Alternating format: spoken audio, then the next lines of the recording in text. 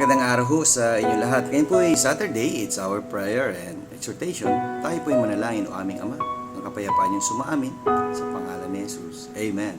Well, let's proceed to our exhortation from the book of 1 Thessalonians chapter 2 and verse 10. You are witnesses, and God also, how holily and justly and unblameably we behave ourselves among you that believe. Well, sabi nga ni Apostle Paul, talagang kami nagpakita ng aming panahon, oras, para iidala sa inyong pamilya, sa inyong tahanan ng mga aral mula sa salita ng Diyos.